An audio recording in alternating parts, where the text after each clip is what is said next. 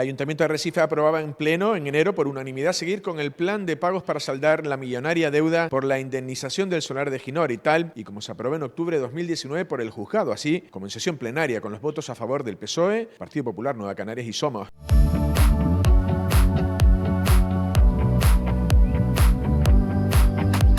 También en enero, tanto Lanzarote como La Graciosa pasaban a nivel de alerta 3 ante la evolución de sus indicadores epidemiológicos. Por otra parte, el área de cultura, el Cabildo de Lanzarote, comienza a solicitar a los usuarios de sus espacios o actividades culturales mayores de 12 años y 3 meses que acrediten obligatoriamente la ausencia de infección activa de COVID-19.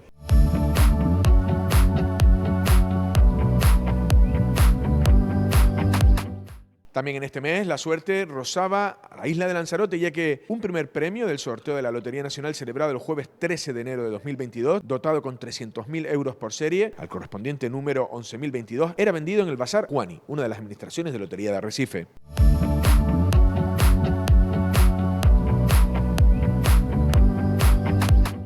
El Pleno del Cabildo tomaba conocimiento en enero de manera oficial de la expulsión del consejero Juan Manuel Sosa del grupo político de Coalición Canaria. Dolores Corujo explicaba que su inclusión en el grupo de los no adscritos no le impediría continuar formando parte del grupo de gobierno tal y como ocurrió.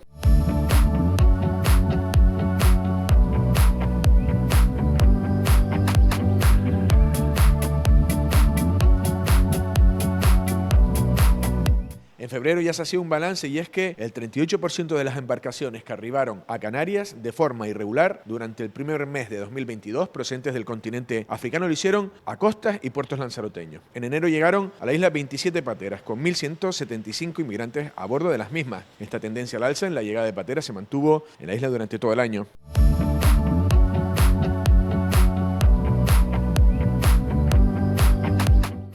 Febrero ha sido un mes negro para la isla. El segundo mes del año fallecía en Arrecife Pedro Felipe Eugenio, más conocido como Pedro el Bruto, a los 77 años de edad, tras una larga enfermedad, pero habiendo mostrado su fortaleza hasta el último momento y vistiendo habitual mono azul de trabajo. No solo él, también fallecía Carmen Martínez Armas a los 88 años de edad, perteneciente a una numerosa y conocida familia de Lanzarote. Fallecía escasas semanas después que Carlos Manrique Cabrera, con quien se casó y tuvo a sus 3 hijos, Carlos, Eduardo y María.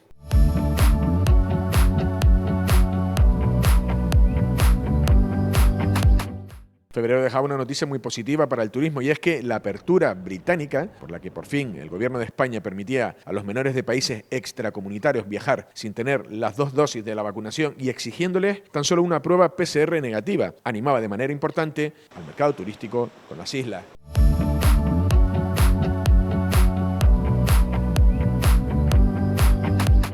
María Dolores Corujo llegaba al 10º Congreso del Partido Socialista Canario en Lanzarote, demostrando, de cara a la galería al menos, que presenta un partido fuerte y unido. Sin duda los resultados electorales de la última campaña la han reforzado. Junto a ella se mantenía como secretario de organización de los socialistas lanzaroteños José Juan Cruz Saavedra.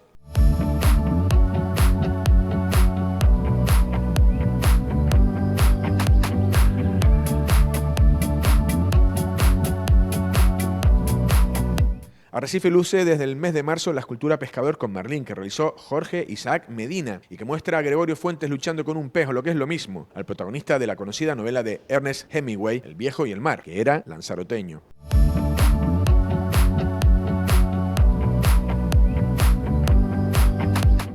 Lanzarote se despedía en marzo de Antonio Armas Fernández, de 77 años, que fallecía en su chalet de Tafira, en Gran Canaria, aparentemente de un infarto. Antonio Armas Fernández fue el impulsor que convirtió una modesta naviera de cabotaje que transportaba mercancías entre las islas en una de las compañías navieras más importantes de España. Era propietario de Naviera Armas Transmediterránea.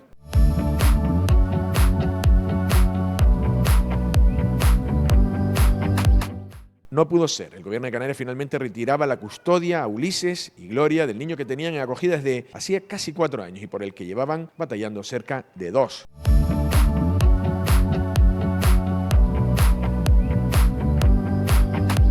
El cambio radical en la postura del presidente del gobierno español, el socialista Pedro Sánchez, en torno al conflicto del Sáhara, apoyando las tesis de Marruecos, causaba gran sorpresa en España, pero sobre todo entre la comunidad saharaui de la isla, que no acertaba a comprender el radical cambio de postura.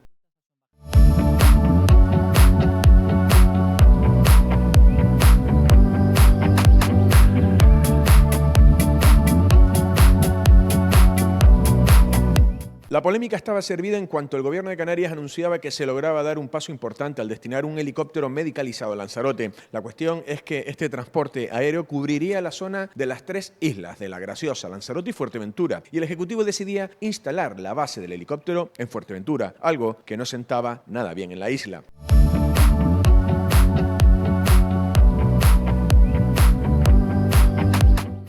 La cantante y compositora colombiana Carolina Giraldo Navarro, conocida artísticamente como Karol G, visitó en el mes de abril Lanzarote con motivo de su nuevo proyecto, Un Viaje. La artista, que grabó un videoclip en la isla, se dejó ver por algunos de sus seguidores que no dudaron en fotografiarla y subirlo a las redes.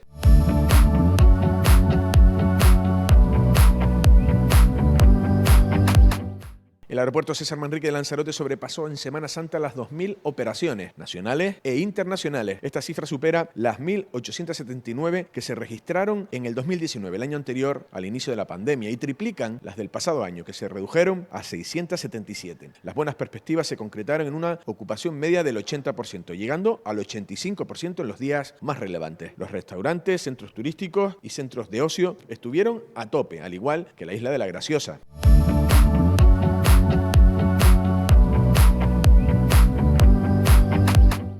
La suspensión del Rally Isla de los Volcanes en el último minuto causó una gran decepción y malestar en el mundo del motor, especialmente entre los miles de aficionados de la isla. De hecho, se trata de uno de los deportes con mayor seguimiento en Lanzarote. Especialmente lamentable fue el feo que se le hizo a la organización de este evento tan importante, que había hecho un especial esfuerzo para lograr que fuera una de las pruebas principales del circuito de tierra de Canarias e incluso de España. Este tema, lejos de zanjarse con su suspensión, siguió dando que hablar en los siguientes meses.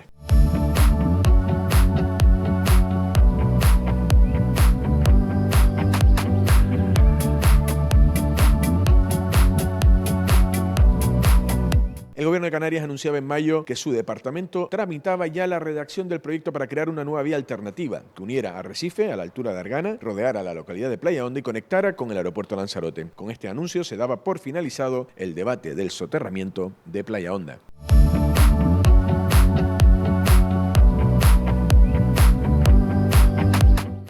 En mayo, la Asociación de Agricultores Profesionales de Lanzarote y todos los regantes con agua regenerada dependientes de la planta depuradora Arrecife se dirigían a Andrés Estinga, presidente delegado del Consorcio del Agua, exigiendo que de una vez se llevara agua al depósito de Montaña Mina. Criticaban los constantes cortes de agua y exigían el bombeo de agua potable siempre que haya cortes en la producción para que el suministro a los regantes no se vea afectado.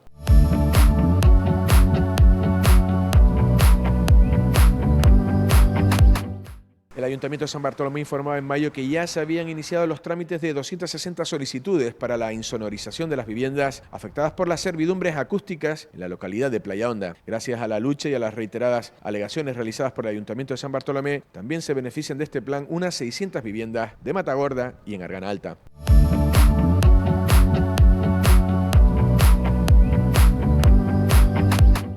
El famoso juicio a Pedro Sanginés, expresidente del Cabildo de Lanzarote, por el caso de la incautación de la desaladora de Montaña Roja, se celebraba finalmente en el mes de mayo, a pesar de que no había acusación particular y de que la Fiscalía pidió el archivo de las actuaciones.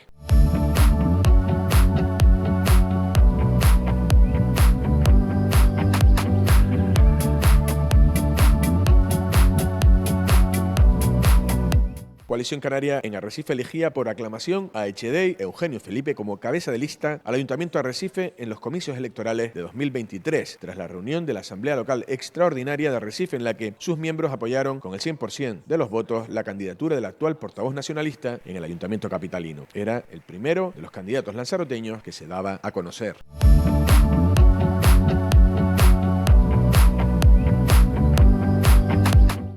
El Obispado de Canarias decidía salvar de la ruina total la casa del cura de Famara, que en su día el filántropo conejero Luis Ramírez regaló a la iglesia y que fue utilizada como vivienda en su día. El Obispado encargaba a una arquitecta especialista en restauración de edificios con valores patrimoniales el proyecto de restauración de esa antigua vivienda. 2 meses después de tener conocimiento Patrimonio del Cabildo de las intenciones de sus propietarios de arreglar la casa con un proyecto muy conservacionista, iniciaba el expediente para declararlo BIC, tal y como ocurrió ya con otras casas en la calle Real de Arrecife.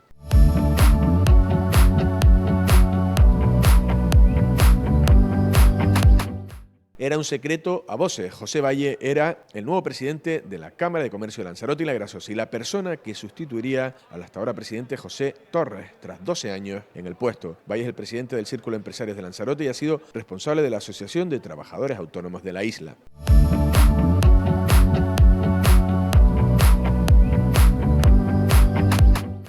5 años después del fallecimiento de Ico Arrocha, el Ayuntamiento de Tías anunciaba en pleno su próximo nombramiento como hijo predilecto del municipio a título póstumo. Federico Arrocha Hernández nacía en abril de 1953 y fallecía en mayo de 2016 y destacó por su extraordinaria voz y por una gran calidad interpretativa de la tradición musical de Lanzarote.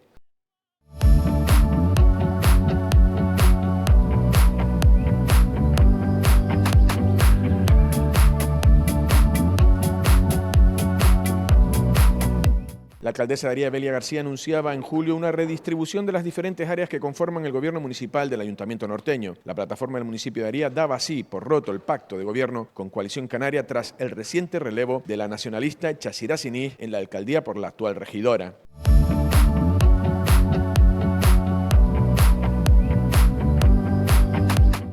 El paso de José Andrés por la isla de Lanzarote generaba mucha expectación. El documental grabado para Discovery Channel, que se reproducirá en más de 180 países, se consideró un gran impulso para la isla. Lo más llamativo es que el propio chef eligió Lanzarote y consideró que era una tierra idónea, con productos de primera calidad que servirán para representar bien a la gastronomía española.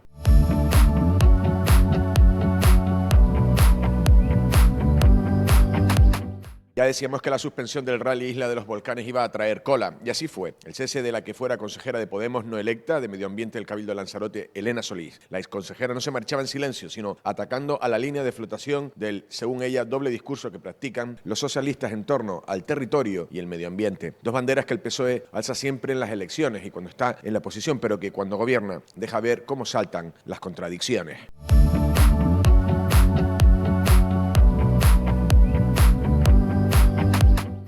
El mes de julio dejaba tras de sí un fuerte rastro de humo y de accidentes, incendios, vueltas de campana, vuelcos laterales y numerosos accidentes de coche y moto en general, muchos de ellos a horas no muy habituales, a primera hora de la mañana o al mediodía. Sí es cierto que los accidentes nocturnos suelen estar motivados por el consumo de alcohol. Muchos de estos se producían por el uso indebido del móvil durante la conducción y por el exceso de velocidad.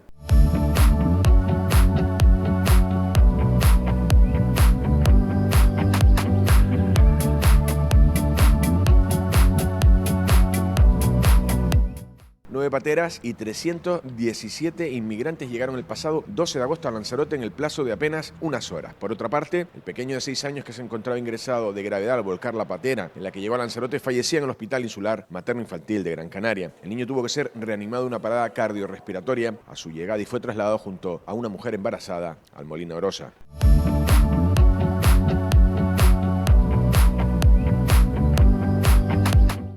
No era la única ruptura sonada que se producía en el mes de agosto. Coalición Canaria anunciaba en rueda de prensa que finalmente, y tras haber intentado salvarlo, rompía el pacto con la PMH, ya que las negociaciones con la plataforma no lograron salir adelante. Coalición Canaria acusaba al partido de José Torres Estinga de romper el pacto de manera unilateral, al vetar la nueva alcaldesa Belia García a uno de sus concejales, Armando Bonilla, acto que abrió una crisis en el seno del acuerdo que ambas formaciones sostenían y que no se pudo reconducir.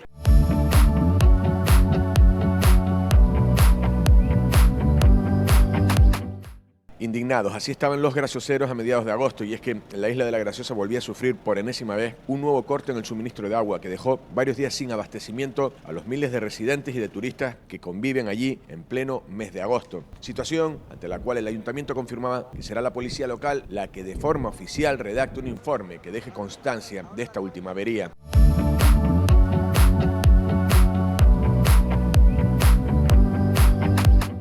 No le gustó demasiado a la oposición la rueda de prensa que ofreció en Lanzarote el presidente del Gobierno del Estado, Pedro Sánchez, acompañado del presidente del Gobierno de Canarias, Ángel Víctor Torres, y de la presidenta del Cabildo de Lanzarote, Dolores Corujo, tras sostener un encuentro con ambos para abordar asuntos nacionales como los relacionados con la crisis del transporte y otros temas directamente relacionados con Canarias. Sánchez no se comprometía de esta manera a igualar las subvenciones que recibe Canarias al transporte a las de la península y Baleares, tal y como se solicitaba desde las islas.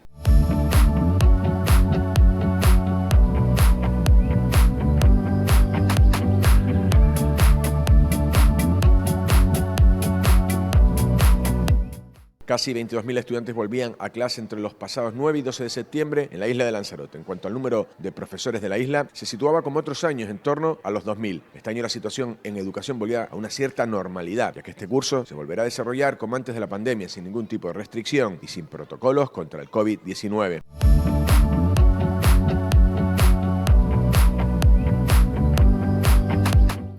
Emocionada y agradecida, así se mostraba la cantante Rosana Arbelo al recibir de las manos de la alcaldesa de Arrecife, Astrid Pérez, el título de hija predilecta de la ciudad. El nombramiento, que contaba con el apoyo unánime de todo el pleno capitalino, se llevó a efecto el pasado 9 de septiembre en el islote de La Fermina, en una ceremonia muy emotiva en la que no faltaron las canciones de la propia Rosana. La lanzaroteña aprovechó para agradecer además que le hubieran otorgado ese premio en vida para así poderlo disfrutar.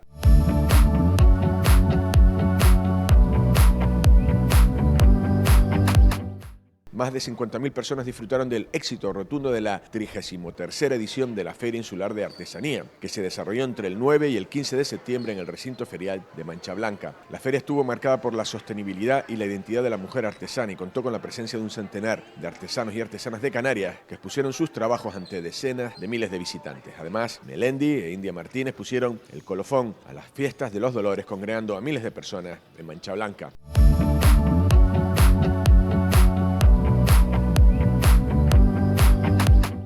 La noticia del fallo del TSJC anulando el plan de ordenación supletorio de Yaiza cayó como una bomba en la isla. El ayuntamiento sureño aseguraba que trataría de todas las formas posibles de mantener vivo el plan general de ordenación supletorio de Yaiza, presentando un recurso de casación ante el TSJC. Se pedía apoyo y ayuda al gobierno de Canarias, que apoyaba la petición del ayuntamiento sureño sin fisuras.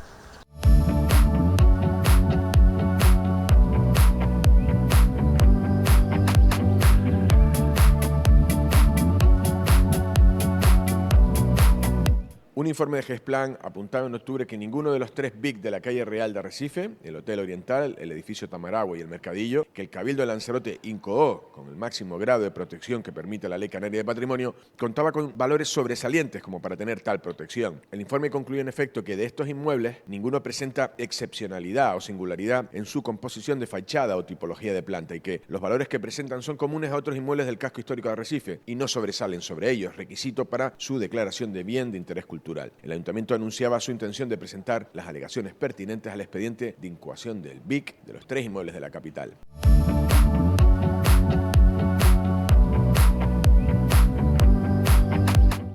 El aeropuerto César Manrique de Lanzarote sigue mejorando cifras y el mes pasado conocíamos que se ha logrado un mejor septiembre que en 2021. No solo en cuanto al número de vuelos en el mes, que se considera de transición, sino que incluso los ha aumentado con respecto a 2019. De hecho, los aeropuertos canarios cierran el mes de septiembre de 2022 recuperando un 99,5% del tráfico de pasajeros con respecto al mismo mes de 2019. En total, 3.540.672 viajeros pasaron por los aeropuertos del archipiélago. El tráfico de pasajeros del aeropuerto César Manrique de Lanzarote ascendió a 957.416.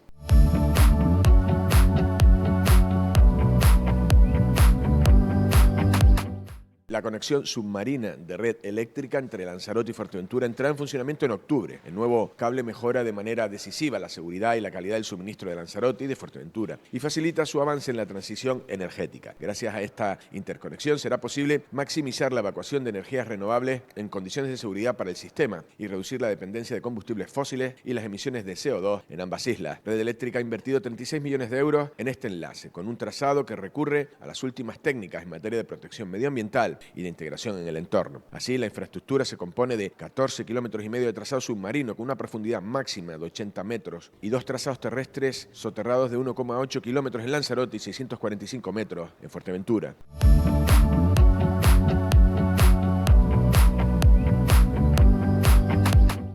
Un grupo de asociaciones conservacionistas, colectivos ecologistas y unos 50 individuos particulares cercanos a los círculos de izquierda criticaban abiertamente en un comunicado la política medioambiental del grupo de gobierno, formado por PSOE y Podemos, del Cabildo de Lanzarote. Le daban un fuerte tirón de orejas a la presidenta del Cabildo, Dolores Corujo, por su intento de adaptar el PIOT a la actual ley del suelo de Canarias. Ante esta presión, la presidenta daba marcha atrás para replantearse estas modificaciones.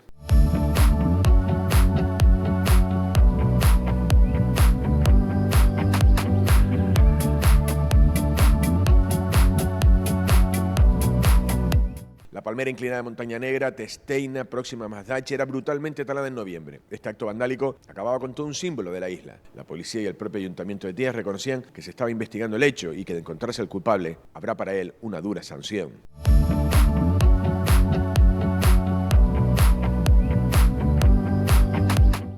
Regresaba en noviembre la huelga indefinida de los trabajadores de Adislán, que se encuentran en una situación dramática con nóminas y pagas pendientes por cobrar. UGT Lanzarote y el Comité de Empresas de Adislán volvían a pedir al Cabildo de Lanzarote para que de inmediato regularizara los servicios gestionados por Adislán a través de un concierto social o mediante la gestión pública directa del Cabildo. Todo ello sin poner en riesgo ningún puesto de trabajo y la calidad en la prestación de los servicios, y que hasta entonces se busquen y aporten las fórmulas que sean necesarias para garantizar el cobro de los salarios en tiempo y forma de todos los trabajadores y trabajadores de Adislán.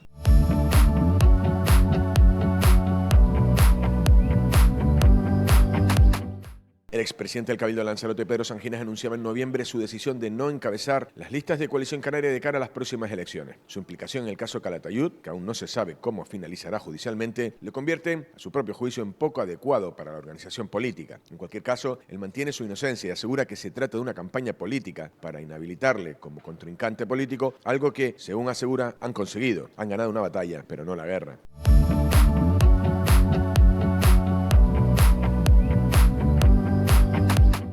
Con nocturnidad. Así se sacaron del agua, según la oposición y la Federación Turística de Lanzarote, 2 de las estatuas del Museo Atlántico. El motivo, según el Cabildo, el objetivo era sacar del agua las estatuas basadas en Ignacio Calatayud, inmerso en un proceso judicial, aún sin resolución, pero que a juicio de la primera corporación insular afea la imagen de la isla. Ni gran parte de la población, ni los partidos de la oposición, ni la Federación Turística de Lanzarote, ni el propio artista Jason de Kers entendieron esta agresión a una obra artística que mejora el fondo submarino, dotándolo de belleza y de vida.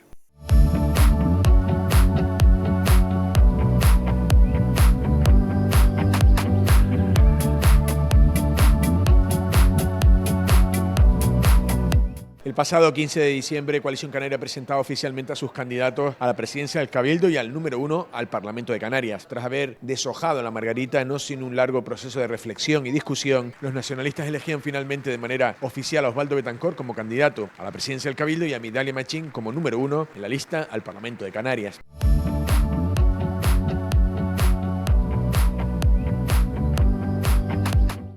Otra sorpresa llegaba también en el municipio de Teguise, ya que en diciembre la Asamblea Local de Nueva Canarias proclamaba por unanimidad al doctor Fernando Jiménez como candidato oficial a las próximas elecciones locales de mayo de 2023. Las líneas estratégicas de su proyecto giran en torno a la promoción de la cultura, la identidad y el patrimonio canario, las tradiciones y el sector primario como polo de atracción económica y la mejora de los servicios públicos, entre otras cuestiones.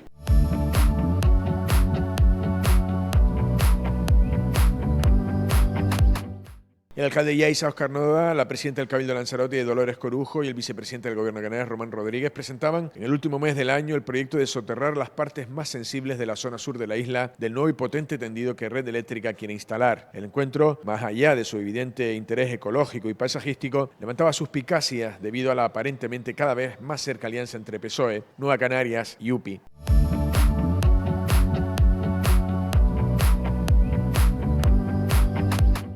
Si hay algo que dejó el 2022 fue un incremento evidente en el número de contenedores quemados, debido a un grupo de pirómanos que no dejó parar a los bomberos lanzaroteños. De esta manera, a lo largo del año se quemaron un total de 106 contenedores por completo. 225 resultaron afectados, así como 51 vehículos. La mayor parte de ellos se concentran en Arrecife, con 106 contenedores afectados y 56 inutilizados. Además, en la capital, 37 coches resultaron afectados por el fuego.